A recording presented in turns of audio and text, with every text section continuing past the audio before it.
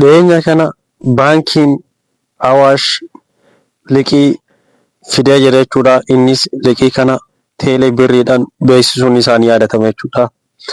Maarree wanta kana akkamitti liqeeffachuu akka dandeettan isin agarsiisa jechuudha. Viidiyoo dabre keessatti viidiyoo akkanaa tokko isin hojjedhe jira jechuudha. Teelee birrii akkaataa itti liqii hamma miiliyoona tokko argattan 400 irraa kaasee jechuudha. Maarree har'aan immoo viidiyoo har'aatiin Awaash Baank itti dabaluudhaan teelee birrii super app irratti liqii hamma miiliyoona tokko liqii ifoomsee jira jechuudha. Kanaaf warroonni chaanaalii kanaaf haaraa taatan chaanaalii kana subscribe gochuudhaan eegala viidiyoo har'aatiin akkaataa teelee birrii irraa liqii itti argachuu dandeettan pilaatfoormii super app teelee birrii kanaan jechuudha. Isin agarsiisa jechuudha. Warroonni chaanaalii kanaaf haaraa taatan subscribe gochuudhaan like, share, comment barreessuu hin dagatina jechuudha. Jalqaba irratti wanti gochuu qabdan gara Play Store keessanii deemtan jechuudha. Play Store keessan eega deemtanii booda gara search bar dhaquudhaan bakkee search kanatti teelee birrii jechuudhaan barreessitan jechuudha. Teelee birrii jechuudhaan barreessitanii asitti wanti beekuu qabdan teelee birrii open jechuun qofa faayidaa hin qabu. Jalqaba irratti bilbila keessan bilbila teeleedhaan bansiifatta yoo jiraate isa banachuudhaan san booda eega isa banattanii booda isaan bira dhaquudhaan teelee birrii bansiifattanii aappii kana confirm akka isinii godhan yookiin akka isiniif hojjetu akka godhan isaanitti warra teelee bira dhaquun kennattanii san booda warra teelee bira eega dhaqxanii booda warri teelee isinii bana jechuudha. Haala saniin kunoo akkuma agartan open jechuudhaan asitti waan kanaan dura qabuuf haala saniin deemtan jechuudha. Haala saniitti fayyadamtanii aappii kana kun akkuma seentan bifa akkanaa kanaan isinii dhufa jechuudha. Maarree eega deemtanii booda anamma gosoota baay'ee jira jechuudha. Kanaan dura financial service with dash kan jedhu fa'aa jira jechuudha. Isa irra deemee ilaalla jechuudha. Irra caalaa kan isin hojjedhu kan Awaash dhiyeenya beeksisee liqii hamma miiliyoona tokko liqeeffachuu ni dandeettan jechuudha. Liqii kana yoo isiniin jedhu immoo qabdii yookiin immoo waan wayii qabsiistan yoo ta'e bilisummaan akkanumatti isinii liqeessa jechuudha. Wanti namatti tolu kana keessattuu warroonni hojjettoota mootummaa taatan carraa kana itti fayyadamuu ni dandeettanii. Daashin baankii akkuma agartan kana dura gosoota sadii qaba jechuudha. Daashin baankiin mala sanduuqii fi indakiisa kan jedhu jira. Maarree pilaatfoormii kana jalatti amma kun asitti aga birrii 100 irraa kaasee hanga 2000tti liqeeffachuu dandeettanii. Wanti namatti tolu immoo asirratti liqii kana irratti wanti beekuu qabdan liqii kana gaafa liqeeffattan liqii kana wantoota garaagaraa yoo isin qatan isii keessan laaluuf hin deemtan jechuudha. Asumarraa teelee birrii birrii kana liqeeffachuudhaan itti fayyadamuu dandeettan jechuudha. Kunoo aga 400tu jira. Gaafa kana gootan immoo wanti isin deebistantu jira jechuudha. Maallaqa kana wanti isin deebistantu jira jechuudha. Kana haala kanaan bahee kan Awaash isinitti agarsiisa. Asirratti baankonni liqeessan Daashin ni jiru. Mobaayil Itoophiyaa Nigdi Baankii, Baankii Daldala Itoophiyaa, Siinqee kana fa'aa jira jechuudha. Kanarra ilaallu financial service Awaash kan jedhudha. Isa jechuudha kan dhiyeenya kana dhufe jechuudha. Innis aappii yookiin immoo xilaa kan jedhamuun dhufe jechuudha.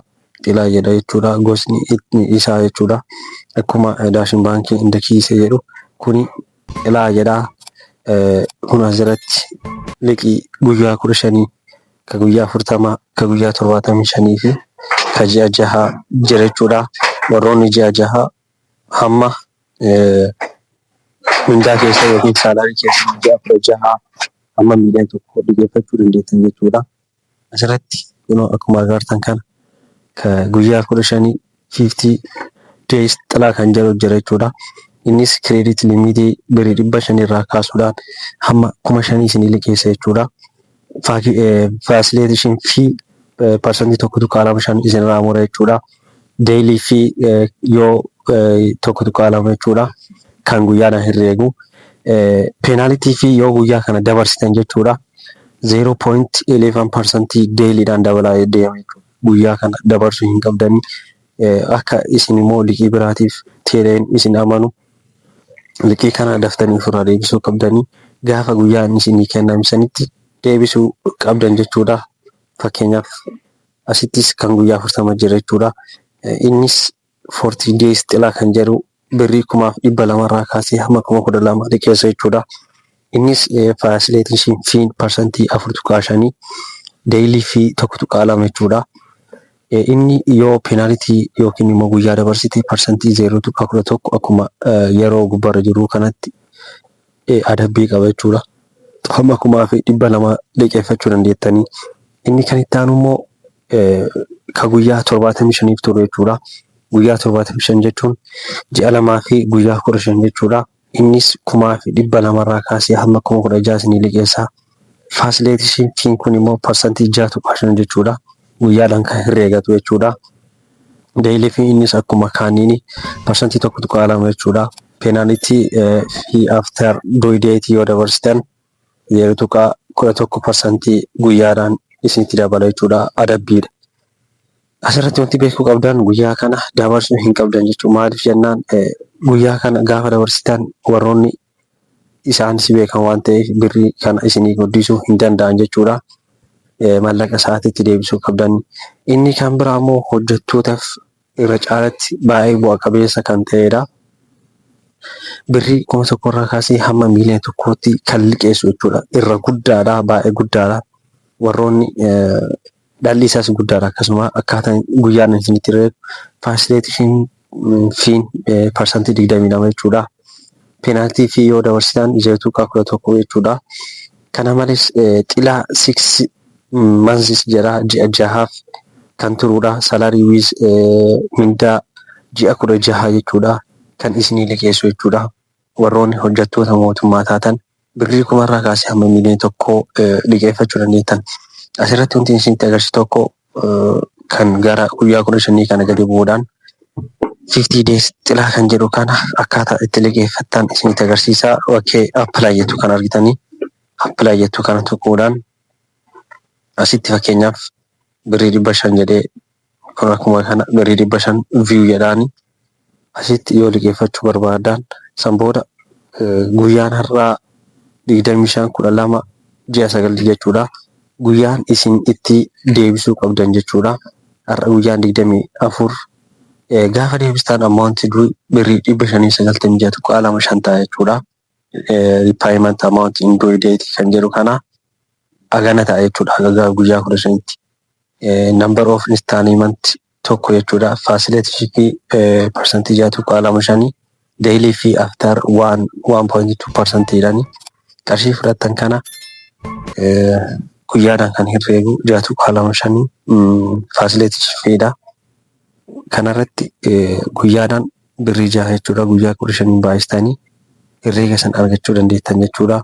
Haala kanaan yoo wanti kun isinitti tola ta'e konfiin bakka iddoo hedduu kana tuquudhaan paaswoordii keessatti galchuudhaan liqii kana argachuu dandeettanii jechuudha.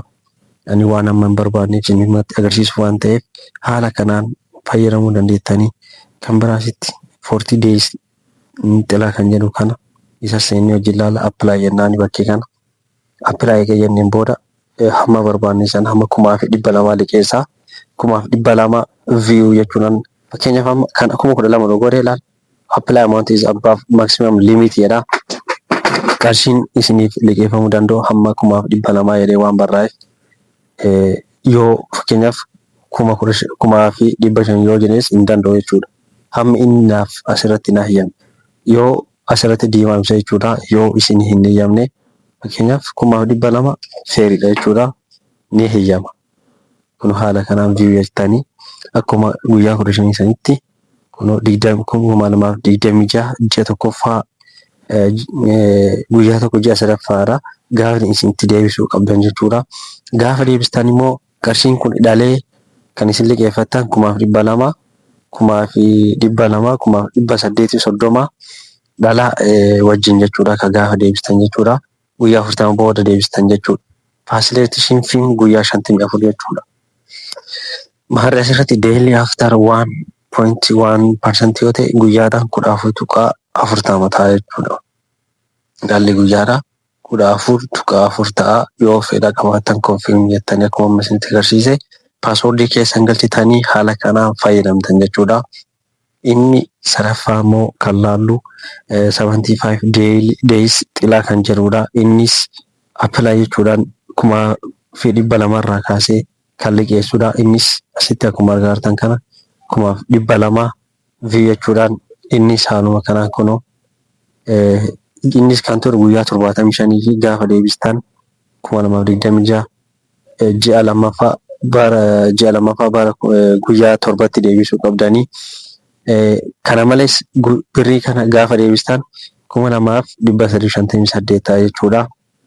Facilitation fee 78 daily kan kafaluu qabdan 14.40 jechuudha. Haala kanaan yoo isinitti tole confirm jechuudhaan paaswordii keessan galchitanii fayyadamuu dandeettan jechuudha. Inni dhumaa immoo asitti ani waan hojjetaa hin taaneef na liqeessuu hin danda'u jechuudha. 0.00 yoo hojjetaa taate apply jechuudhaan bakkee kanatti bitanii fakkeenyaaf kun hin kennu jechuudha. Haga fedhii yoo tuqe hin kennu. Kanaaf haala kanaan hamma miiliyoona tokko baankii pilaatfoormii teeleebirrii irraa fayyadamuudhaan liqeeffachuu dandeettanii. Wanti har'aaf isinitti agarsiise gaafis yoo qabaattan naa deebisuu hin dandeettanii. Warra hundi chaanaalii kanaaf haaroo taatan subscribe, share, like gochuu hin dagatinaa jechaa.